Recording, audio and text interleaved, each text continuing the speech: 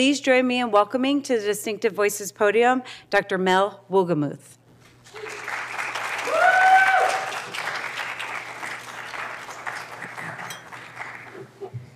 Thank you, Jennifer. Thank you, National Academy and Kavli, for inviting me here. And thank you for all of you for taking time out of what I assume is a very busy schedule to hear an hour-long talk about bat brains.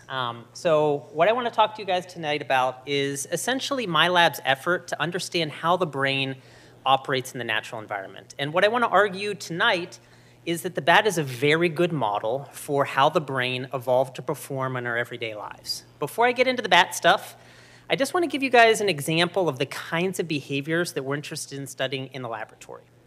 So I don't know how many of you are motorcyclists, but hopefully all of you have at least been involved in merging onto the highway from an on-ramp, because that's the behavior that I'm interested in talking about tonight. So think about this motorcyclist. They're going down the on-ramp. They're keeping track of the cars in front of them, and they're also looking over their shoulder to see if it's safe for them to merge onto the highway.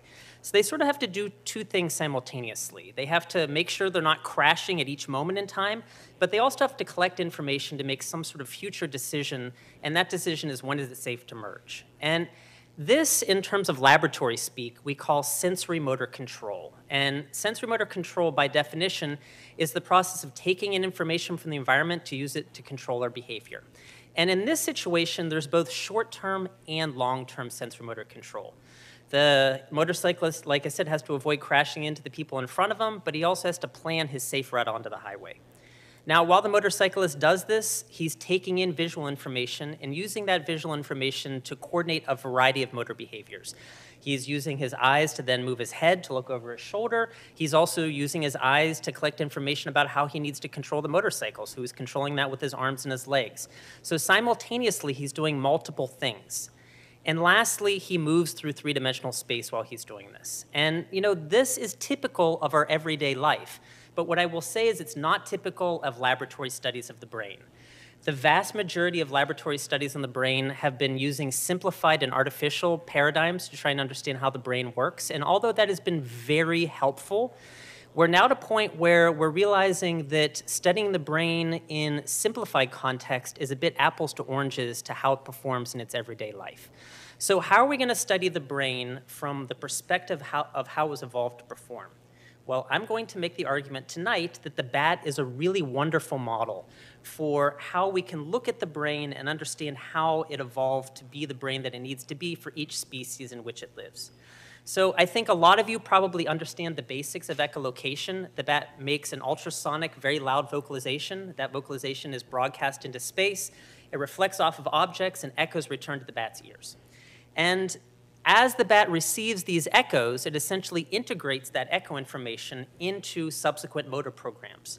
And much like that motorcyclist, this bat has to keep track of what it's doing at each moment in time, as well as plan for the future.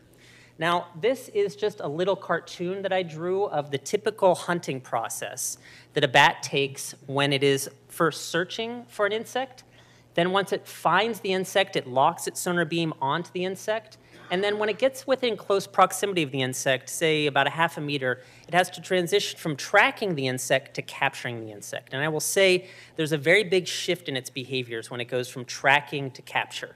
It increases its vocal rate dramatically, and by increasing its vocal rate, it increases the number of echoes hitting its ears. If it has more echoes hitting its ears, then it has a better resolution of its sensory environment.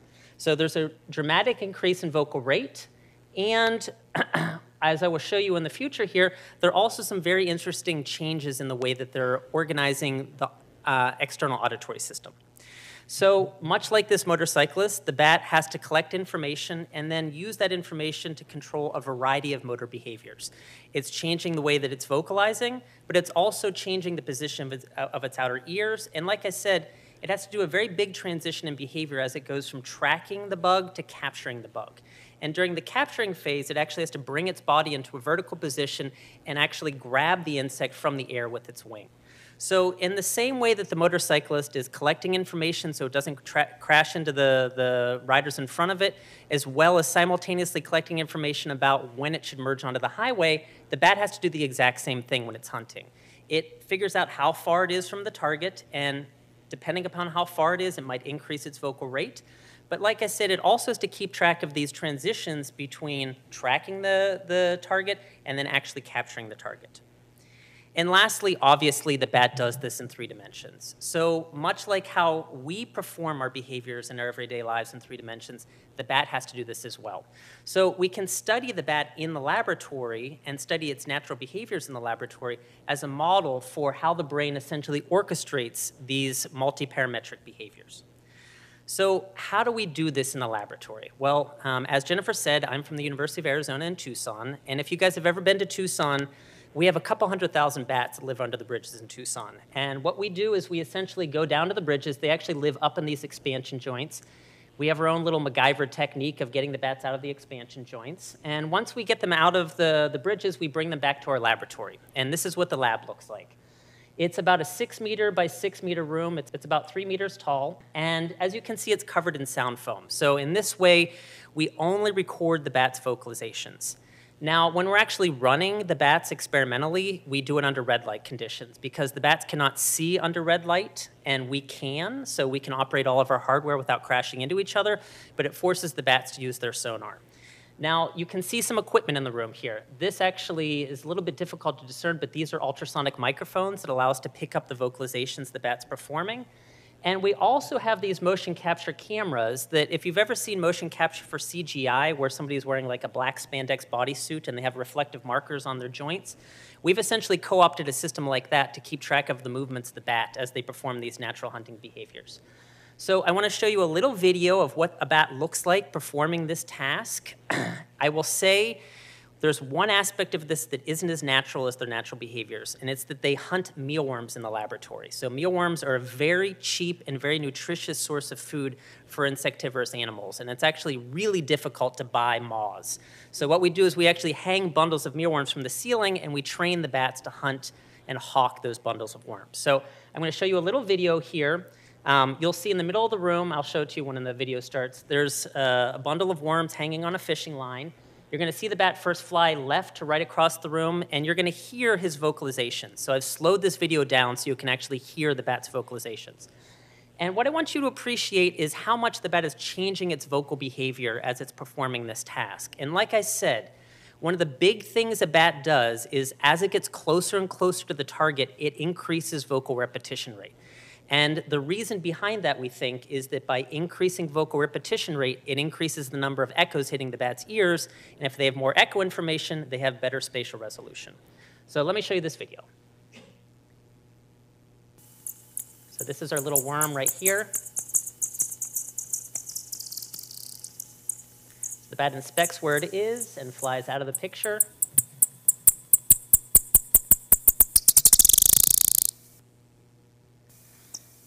So you really can't appreciate how dynamic this behavior is unless you slow it down. And hopefully you guys could appreciate how much the bat is vocalizing as it is making contact with the bug, and that it has to sort of bring itself into a perpendicular position and actually grasp the mealworm with its tail membrane. So like I said, there's a very big change in its behavior as it transitions from tracking to capture, and that's one of the things that we're interested in studying. So now that you guys appreciate the behaviors that we're interested in studying, what I want to talk to you guys today about is first, how the bat can coordinate its behaviors to change the sensory resolution of the environment. So how does it change its vocal behaviors, and how does it change the position of its ears to change the sensory resolution of the environment? We know that the bat can change sensory resolution on a behavioral level. How does it change the neural representation of the world as it changes sensory resolution on a behavioral level? So that's what we'll look at second. As the bat increases vocal repetition rate, how does the brain represent the world? And lastly, like I said, what we're really interested in is how the bat coordinates both the short-term control of behavior as well as planning behavior over longer time scales. And really, if we want to be thinking about that kind of behavioral control, we don't want to be thinking about one structure in the brain. We want to be talking about circuits in the brain. And I'm going to talk to you about some new efforts that we've made to essentially manipulate activity in circuits of the brain of the bat while it performs its natural behaviors. So first, let's talk about how the bat coordinates its behaviors to essentially alter the sensory resolution of the environment. And I'm going to say that the bat uses what we call active sensing behaviors to essentially find its way in the world. And active sensing, just by definition, is using motor systems to modify sensory acquisition. So we are visual animals. So when it comes to active sensing for a human, it's all about moving our eyes to different locations in space. So that's our active sensing behavior. And if I want to see something in higher resolution, I essentially point my eyes to that area.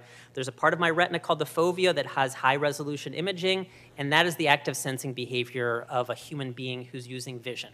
Now, we also use active sensing for hearing. If I turn my head towards a sound, that's active sensing as well. And obviously, the bat is an auditory specialist, and movements of the ears are important for the bat. So this is just a little video of a cat, which I'm guessing you guys probably have more familiarity with than a bat. But the cat and the bat can move their ears in unique ways that essentially alter how sound hits the outer ear and ultimately it hits the eardrum.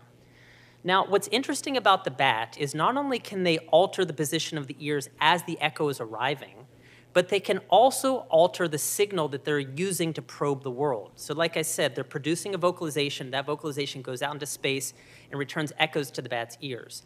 And depending upon the sound that they make out of their mouth, that's going to change the way that the echoes come back off of objects. So if they make a very high-pitched or high-frequency sound, that's going to be a very narrow beam of sound coming out of its mouth.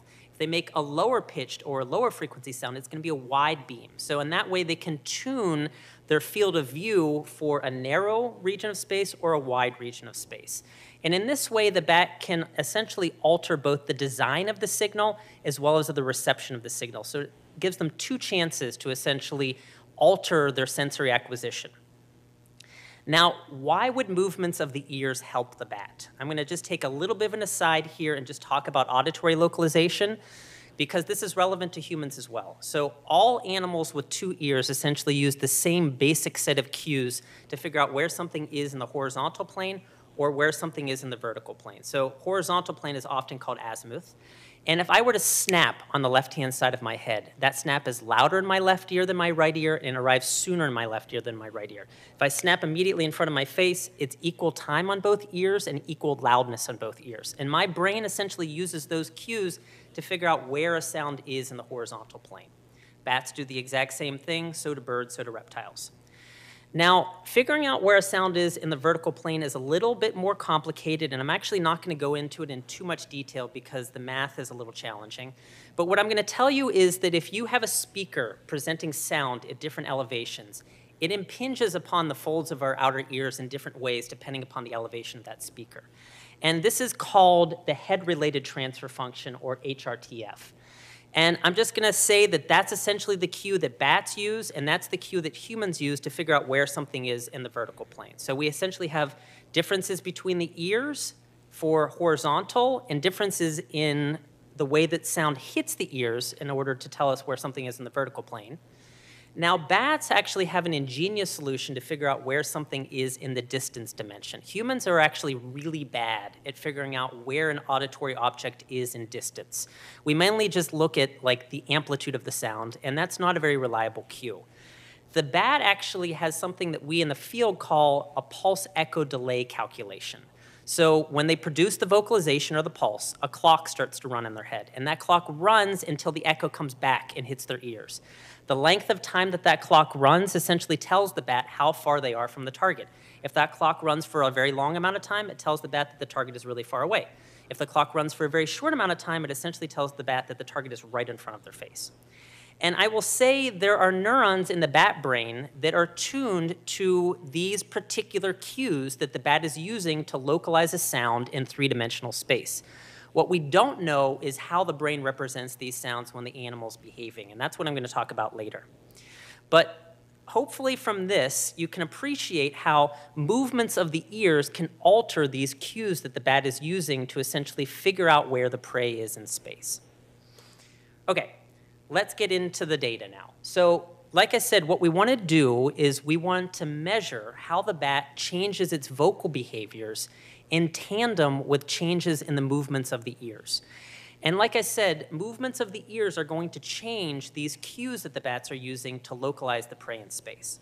So I'm going to show you another little video that's taken from the laboratory here of a bat flying around in our experimental flight room.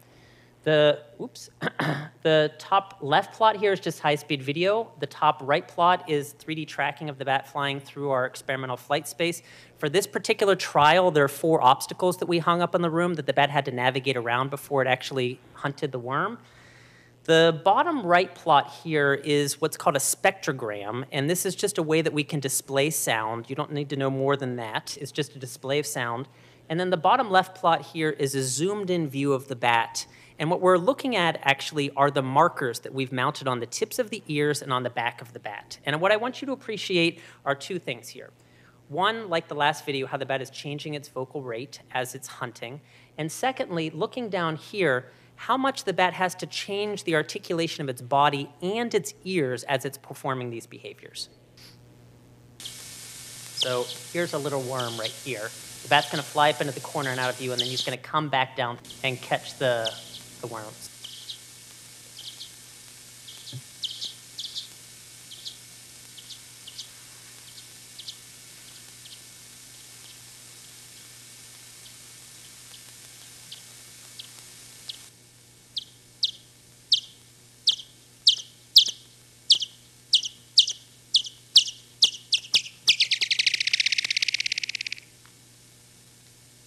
So I'll say right before he makes contact, he's vocalizing about 200 times per second, which is crazy. That's really, really fast vocalizations. And one thing that hopefully you guys could appreciate, I'm going to show you in greater detail here, the bat really changes the separation between its ears as it's doing these hunting behaviors. So let's look at the data from one particular trial here. So this is one trial's worth of data. The top plot here is a recording of the vocalization. So time is the x-axis, amplitude is the y-axis. Each one of these little vertical tick marks is one vocalization the bat produced. So we're recording these things on a microphone. And hopefully you guys can see that, so the bat essentially captures the target over here on the right-hand side. So this is time going in this direction. Hopefully you can see that as the bat gets closer and closer to the target, the spacing between individual vocalizations gets tighter and tighter. And what that means is the bat is increasing vocal rate as it gets closer and closer to the target. So that was expected. We expected the bat to increase vocal rate as it got closer to the target. That has been shown before. What we wanted to examine was also how the bat moved its ears with respect to one another. And what we're going to actually examine is the separation between the ears. So essentially measuring the distance between the tips of the ears. And like I said, we have this assumption that that will change the cues that the bat is using to localize the object in space. Now, one thing that we did not anticipate, so down here, again, target distance on the x-axis, and then the separation between the ears on the y-axis, so how far these ears are from one another. Pulp Fiction in here? Okay, so one thing that we did not appreciate and did not anticipate was this undulation of ear position as the bat flew. And, you know, we should have understood this, but as it turns out, when the bat flaps its wings, its entire body vibrates, and that causes the ears to vibrate as well. That wasn't what we were actually interested in. What we were interested in was this sort of longer time scale change. So you look, maybe at about 2 meters, the average separation between the ears is about 17 millimeters. And then as the bat gets closer and closer to the target, we see that the ear separation on average gets wider. And actually, right before it makes contact with the target, the ears are about 28 millimeters from one another. So that's about 150% change in the separation between the ears, which for a bat is a massive change. So we see that the bat not only increases vocal rate as it gets closer to the target, it also increases this separation between the ears. The other thing that's a little bit difficult to see in a single trial's worth of data that I will show you in better detail in the next slide is that the bat also has an abrupt change in both its vocal rate and the separation between the ears as it transitions from tracking the target to actually capturing the target. And that's what we're showing here. So this is essentially a ton of vocalizations that are happening so quickly that it just looks like a black smudge. And there's also a dramatic increase in vocal rate right as the bat makes contact. Like I said, this is a little bit easier to see if you average over many, many trials. So this is average vocal rate change for about 200 times that the bat was flying and hunting the target. And then this is the separation between the ears for those same trials. So again, x-axis is target distance. At 0 here, that's where the bat makes contact with the target. And what we're seeing here is that the bat is increasing vocal rate as it essentially goes from about 3 meters to 1 meter. And we see the same is happening for the change in ear position. As the bat gets closer and closer throughout this tracking phase, the ear separation gradually increases. But we can also see that when the bat transitions into its capture behaviors or buzz behaviors, that there's a dramatic increase in vocal rate. So we go from about 100 vocalizations per second, we jump up to almost 200 vocalizations per second, and the separation between the ears goes wildly wider right before capture. So what this indicated to us was that the bat is indeed controlling both of these behaviors on both a short time scale and a long time scale, and these behaviors are being adjusted so the bat can alter the sensory cues that it's using to localize these objects in space. Now, you might be asking, what does ear position do for the bat? Well, fortunately, there was a very bright scientist at Virginia Tech who modeled how different ear positions help the bats. And what he found was that when the bats keep their ears in an upright position, it allows them to hear sounds in great detail right in front of their face. And then as they tilt their ears out into the side, it actually allows them to hear better at more peripheral locations in space. Now, let's think about the bat's behavior. When they're hunting and they're really far away from the target, they keep their ears in that upright position. And if you think about it, when they're at large distances from the target, the echo comes back very weak in amplitude because it has to go through a lot of air, and air acts like friction for sound. So that echo that's coming back from large target distances is very weak. So the bat focuses all of its auditory attention on those very weak echoes that are coming back from large target distances so that it can detect where the echo is in space. Now, as the bat gets closer and closer to the target gets bigger relatively with respect to the bat, and it returns louder and louder echoes. So it's not as important for the bat to focus all of its hearing sensitivity right in front of its face. Now, actually, what's important is that the bat contend with the fact that bugs have evolved to actually make evasive maneuvers when they hear a bat hawking them. So as a bat gets closer and closer to a bug, a lot of bugs actually have evolved ultrasonic ears, and they make dynamic maneuvers right out of the way of the bat right before capture. So if the bat opens up its field of view, it allows it to essentially maintain detection of where the insect is and still successfully hunt. So in this way, the bat can change both vocal design as well as echo reception to alter the cues that it needs to successfully localize and capture the bug. And I think I've shown to you guys how the bat increases its vocal rate to increase sensor resolution of the environment, as well as how the bat changes its ear position to alter its auditory focus. So this is how the bat changes its behavior to alter the sensory resolution of the environment on a behavioral level. The next question we had was, if the bat is changing sensor resolution on a behavioral level, what is happening in terms of how the brain is representing the world? Is the brain changing its precision with how it's representing the world as the bat increases its vocal rate? So that brings me to topic 2 of my talk. Before I actually get into this discussion of sensor representation and sensor resolution, I just want to take a brief moment to talk about the basics of the brain, so that for those of you who have maybe not had a lot of academics in neuroscience, we can all be on the same page when we start looking at brain activity. So hopefully you guys have all heard that there are specialized cells in the brain called neurons. Neurons are very interesting. They have polarity to them. So they have a business end over here called dendrites. This end essentially collects information from all of the other neurons that are connecting to it. So this essentially integrates inputs. And then the output of this neuron is essentially sent down this axon. So the side that receives signals is called the dendrites, and the side that sends signals is called the axon. And then you essentially have the cell body in the middle. So you can see that this axon has a lot of little processes. You can imagine this connecting to another set of neurons that have these dendrites. Now, hopefully you've also heard in the past at some point that neurons talk to one another through electrical impulses. And these electrical impulses are driven by positively charged ions moving in and out of neurons. So if we zoom in on part of the membrane of this neuron right here, we can look at it, and there are these specialized channels or pores embedded into the membrane.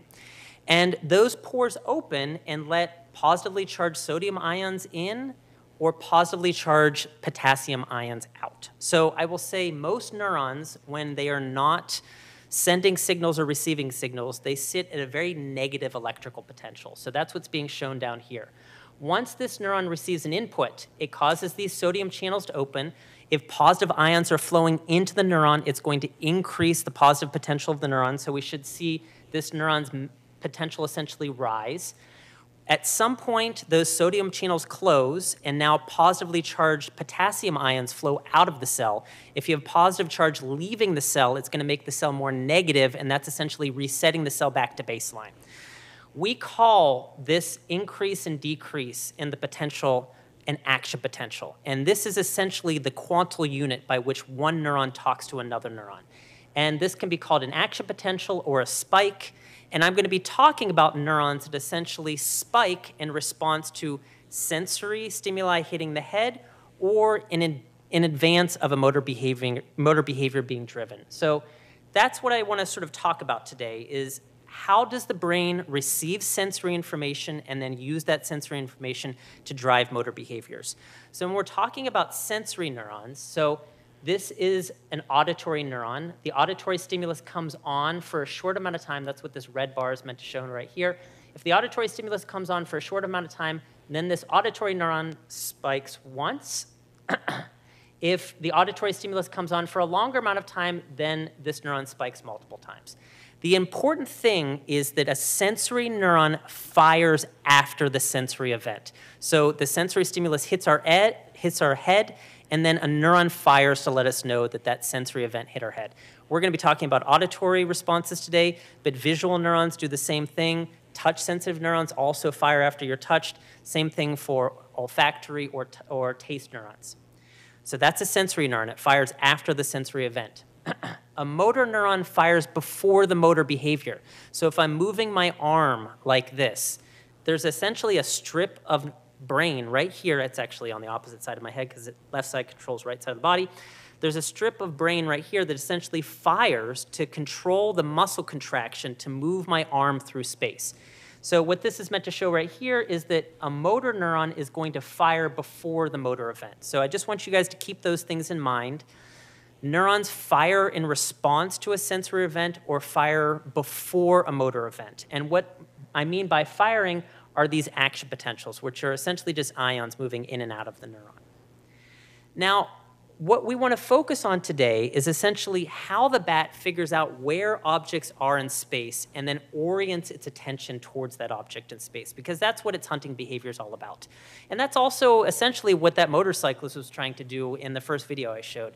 They have to keep track of where things are and then orient towards something of interest as interesting things come into their sensory space.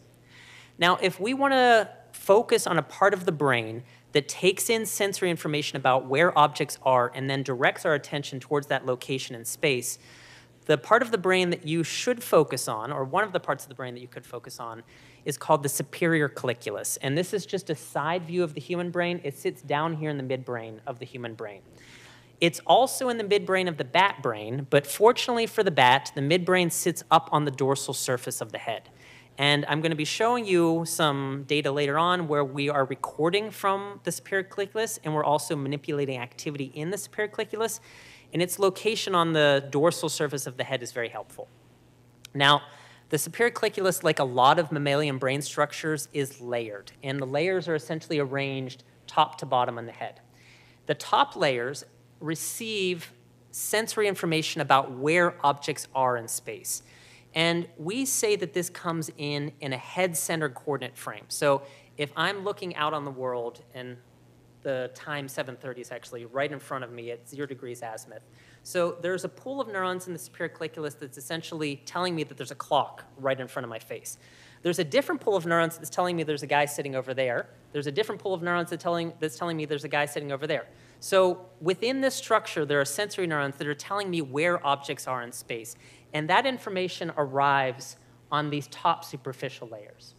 Now, the bottom layers are motor layers, and they connect to structures that essentially move our spatial attention to a new location in space. So like I said, we are visually guided animals. So for the superior colliculus in us, it's mostly about eye movement. So if I'm looking again out onto the world and I see a light shine off on the left-hand side of my head, that light falls on my retina, and I figure out in retinal coordinates where that light is, and then I essentially move my eyes and my head to that location in space.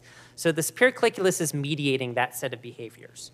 If I were to snap and turn towards the snap, the superior colliculus mediates that behavior too. So it takes in visual information, auditory information, and even somatosensory information.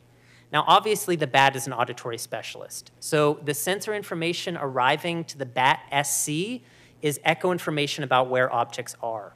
The motor information that the SC generates then is essentially not eye movements, because the bat doesn't move its eyes. It moves its head, it moves its ears, and it actually can produce sonar vocalizations. So the superior colliculus in the bat essentially takes echo information and converts it into the bat's species-specific orienting behaviors that are mediated by echolocation. So, like I said earlier on, the vast majority of neuroscience research has used a simplified method to try and understand how the brain works. And that has been very useful, but when you use simplified methodology, you miss some stuff. So I'll say the vast majority of SC work has been done looking at primates, looking at computer screens. And as you can imagine, it's very difficult to get a three-dimensional representation of the world looking at computer screens. So before we did the next experiment that I'm going to show you, we didn't actually know if the superior colliculus cared about 3 dimensions or if it just cared about horizontal and vertical space. So the first thing we wanted to do was essentially test to see if the brain of the bat essentially coded for unique 3-dimensional positions in space. Like I said, for a monkey, they would just have the monkey look at a computer screen and they would move the objects around on the computer screen. We didn't want to do that. We wanted to actually have the bat do its natural behaviors. So what we did was we essentially trained the bat to fly around in our large experimental flight space. And I'll say this data was collected when I was a postdoctoral fellow at Johns Hopkins University. It looks very similar because I tried to make my lab look a lot like my mentor's lab. Rather than having the bat hunt in this task, we actually had them fly around and navigate around obstacles. So we essentially hung 4 obstacles from the room that the bat had to figure out where they were and then avoid crashing into them. We recorded from the brain of the bat using a wireless system that allowed us to essentially have the bat fly freely around the room, and we transmit the brain activity to a receiver mounted on the ceiling. We recorded the bat's vocalizations with a microphone array, and we used a similar marker-based motion capture system to figure out where the bat was with respect to the objects. So now I'm going to show you a video of what data collection looks like for this particular task. So you're going to see the bat fly around the room, you're going to hear the bat produce its vocalizations, and you're also going to hear brain activity as the bat performed this behavior. And for those of you who have not heard what brain activity sounds like, it essentially sounds like static with intermittent pops. And those pops are the action potentials of the neuron communicating with other neurons.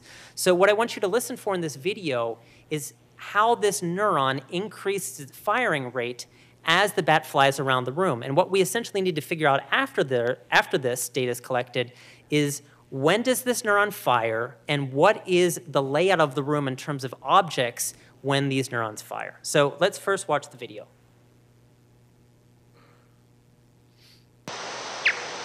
That's our bat flying across the room here. These are actually oatmeal containers my collaborator used to eat for breakfast that we used as obstacles.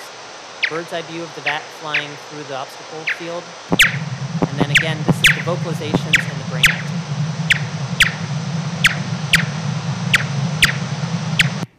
So now I'm going to play a few trials. Just listen to the neurons.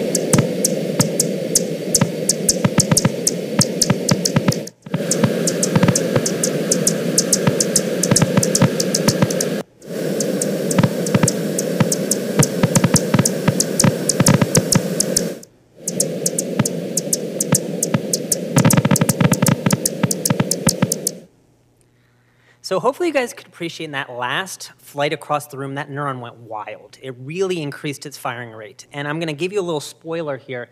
It's this path right here, and it fired right before it came in proximity of this obstacle right here. And actually, this neuron fired every time there was an obstacle up and to the left of the bat at about 1.5 meters distance. So how did we figure that out? Well, this is what the data looks like. This is 1 trial's worth of vocalization data. This is essentially time versus amplitude. This is that spectrogram that you don't need to worry about. At the bottom here, we used a 16-channel probe to essentially record from the brain. So it essentially was a 4x4 grid of recording sites. And what I'm showing is essentially the neural activity recorded on channel 11 and on channel 16. And it was channel 16 that I was showing you in the last video right there. So what we want to do now is figure out when channel 16 fires, where are objects with respect to the bat's head aim? And the way that we essentially figured this out was by creating what we called an echo model of the room. So like I said, the typical experiment for a primate would be to have the primate look at a computer screen and then move objects with respect to the primate's head aim. We didn't do that. Instead, we had the animal fly through this room, and they flew for about a half an hour. And during that half an hour, they produced 10 to 15,000 vocalizations, and there were 4 obstacles in the room. So that means that during that 1/2 hour of them flying around the room, they experienced somewhere between 40 to 60,000 echoes hitting their ears. So what we did was every time they produced a vocalization, we calculated from which direction and what time echoes were returning to the bat's ears. And I'm going to take you through a simplified version of that process right here. So the bat produces a vocalization. There's a red object close by and a blue object that's further away. The red object, because it's closer, returns an echo sooner to the bat's ears than the blue object. And what we need to do is figure out, does this neuron fire when the red object hits the ears or when the blue object hits the ears? Like I said, sensory neurons fire after the sensory event. So if this neuron fires every time the red echo hits the bat's ears, we know that that neuron is telling the bat there's an object to your left. If instead this neuron fires every time that the blue object hits the bat's ears, then we know that this neuron is telling the bat there are objects to the right. And I will say we recorded from many neurons, and I'm going to show you the data from one individual neuron here. And this is a somewhat complicated plot, so let me take you through this kind of slowly. Like I said, the superior colliculus represents the world in a head-centered coordinate frame. So every time the bat made a vocalization, we essentially plotted where all of the objects were with respect to the bat in this head-centered space. So what we did for this particular figure right here is we had the bat's head at 0, 0, 0 every time. And every time it produced a vocalization, we populated this plot with black dots that meant to be the location of those 4 objects in the room. And like I said, they're producing thousands and thousands of vocalizations. So there are black dots sort of tiling the entire space around the bat. Now, the red dots indicate locations in the room that drove that neuron to fire. And I think you can see from the contour plots projected on the walls and the ceiling that there's a restricted region of space that essentially drives this neuron. And if you actually draw a 3D cloud around this, it's a little bit easier to see that every time there was an object up and to the left of the bat at about 1.5 meters from the head, this neuron increased its firing rate. And I will say this was completely new to us into the field of neuroscience. It hadn't been shown before that the superior colliculus cared about 3-dimensional locations in space. And really, because of the bat, we were able to calculate these sort of 3D response fields. And I will say it wasn't just a single pinpoint location in space. It's a region of space that drives these neurons to fire. And we recorded from about 200 neurons. We found about 33% of them were sensory, and of that third that were sensory, about 3/4 of them were tuned to unique locations in space. The other 25% were tuned to some interaction of either 1 or 2 axes in space. And like I was saying, it wasn't that there's a single location in space that drives these neurons to fire. It's a region of space that drives these neurons to fire. And what we were wondering was, does this region of space grow and shrink as the bat increases its vocal repetition rate? So like I said, the bat can increase vocal repetition rate to increase its sensor resolution of the environment. We had a hypothesis that as the bat increases vocal repetition rate, the region of space that should drive a neuron to fire should shrink and essentially represent the world in greater detail with respect to when the bat produces vocalizations at a lower rate. So that's essentially what we did. This was one trial of the bat flying and avoiding an obstacle. The red indicates times that the bat was producing vocalizations at a higher rate, and you can see right as it's avoiding that obstacle, it has to ping it a few more times to figure out where it is so it doesn't crash into it. If we plot trial time as a function of vocal rate here, we can see that in red, there are a couple of moments the bat increases its vocal repetition rate. And what we wanted to do was essentially look at all the behavioral data, the times when the bat was producing vocalizations at a low rate and the times when the bat was producing vocalizations at a high rate, and then calculate how the SC neurons represented the world when the bat had high-resolution imaging versus low-resolution imaging. So what we did was we sorted our behavioral data, and we calculated the spatial tuning profile for a neuron when the bat was producing vocalizations at a low rate, and then again for the exact same neuron when the bat was producing vocalizations at a high rate. Now, this is for one neuron. This is just looking at how the bat's brain changes its representation of distance as a function of changes in vocal rate. So the x-axis here is distance, and it's essentially showing us all of the distances that the neuron fired. So again, blue is when this neuron is essentially riding along with the bat, producing low-rate vocalizations. And we can see that when this neuron is essentially acting in the context of low-rate vocalizations, it fires an action potential for a lot of different distances. So it essentially will fire when the bat is at 0.5 meter from the target, all the way up to about 2 meters. Now, in red is the distance that this neuron will fire when the bat produces vocalizations at a higher rate. And what I hope you guys can appreciate is two things here. The blue distribution is shifted to the right, and it's wider than the red distribution. So we saw two things happening here. When the bat increased its vocal rate, these neurons remapped their distance tuning to shorter distances, and they sharpened up their distribution. So the sharpening of the distribution essentially proves our hypothesis. As the bat increases vocal rate, the region of space that drives these neurons gets tighter and tighter. The other effect actually is something that we didn't anticipate, this remapping phenomenon. The way that we essentially interpret this is that when the bat is really close to the target, there's a lot that it has to do very, very quickly, and it needs a lot of brain processing. And by having neurons with the ability to essentially remap their activity to shorter distances, it allows more of the brain to process activity when the bat is in these sort of high dynamic errors of tracking the target at close distances.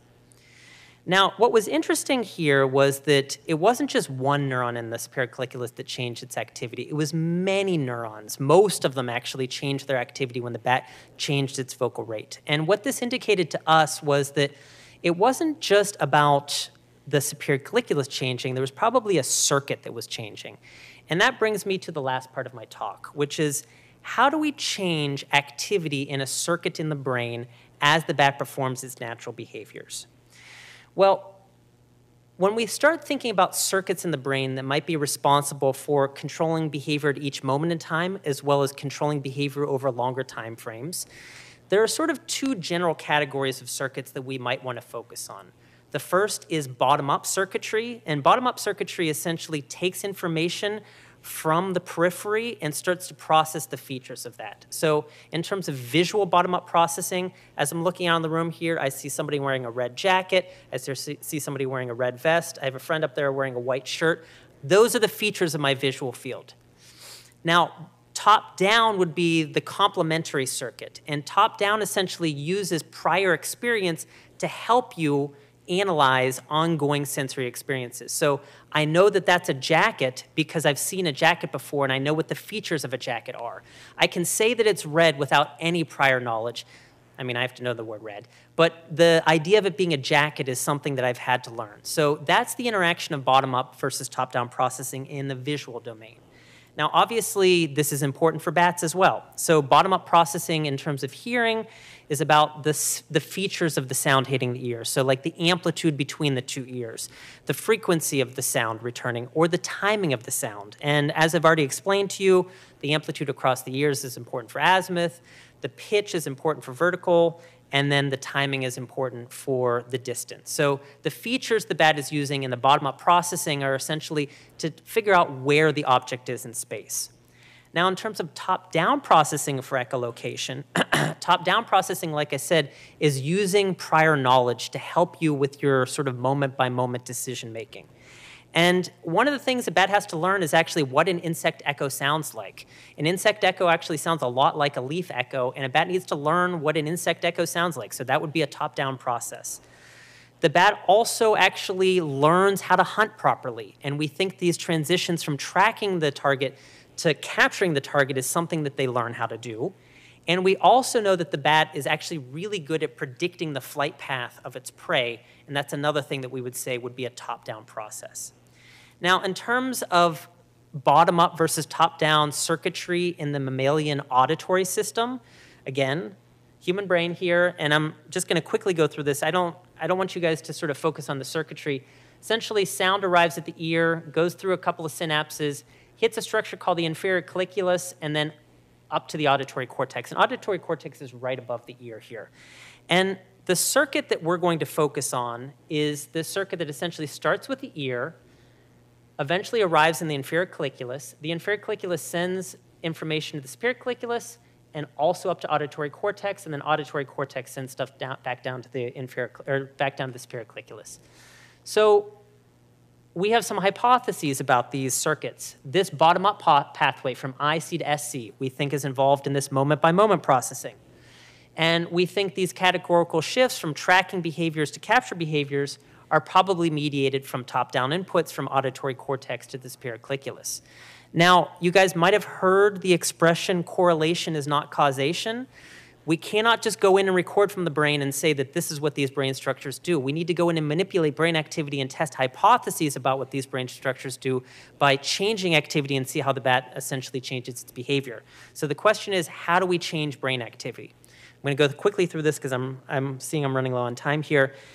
In the past, people changed brain activity either pharmacologically, they inject a drug into the brain, or they put little wires in the brain to stimulate the brain. And I'll say both of those methods have their upsides and downsides.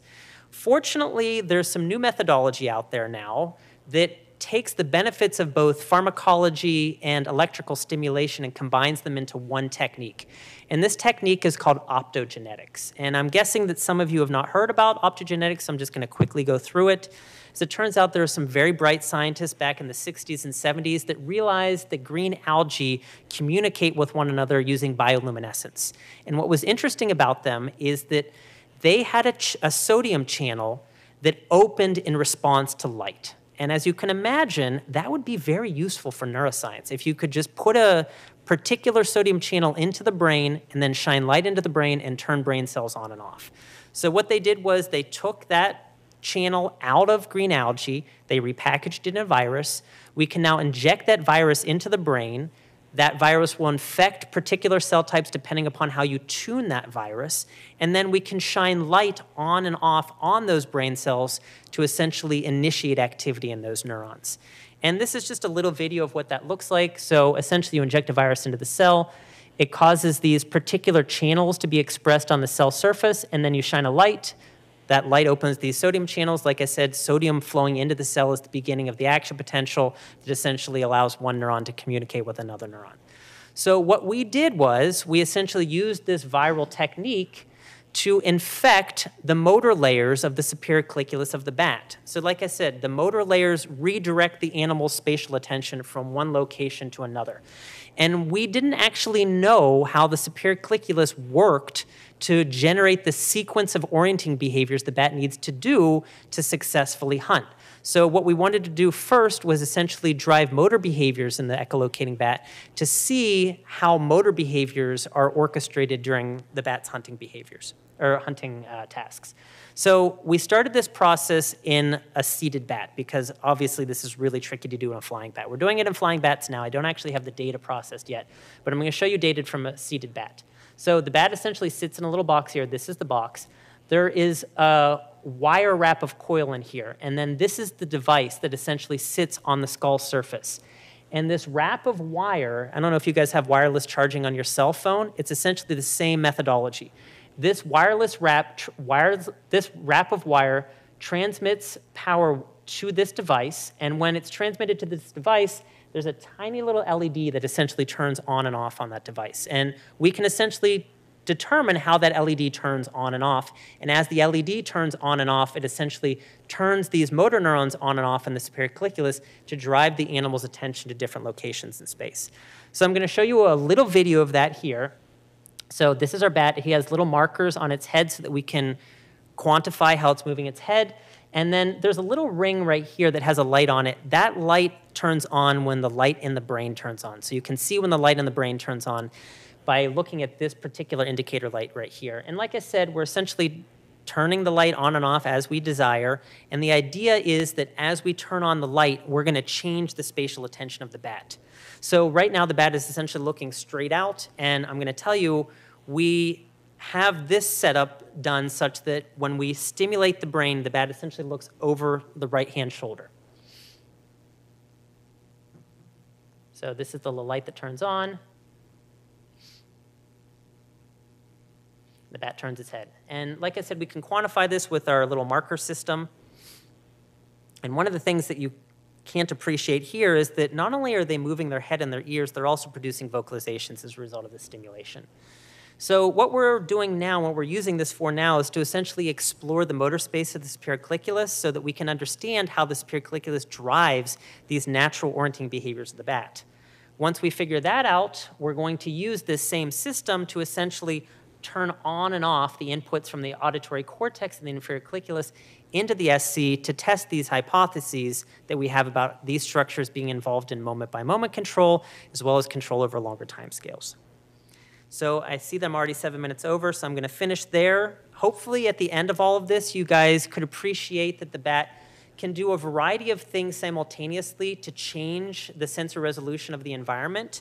And as the sensor resolution changes on a behavioral level, the brain represents the world in greater precision. And hopefully you guys can see future work that we've done where we've interrogated this circuit to try and understand how the brain controls behavior across time and space. So with that, I'd like to thank all of the people in my lab who made this work possible, my collaborators at Johns Hopkins and the University of Arizona, the Brain Initiative for funding this work, and I'd like to thank all of you for your attention for the last 53 minutes.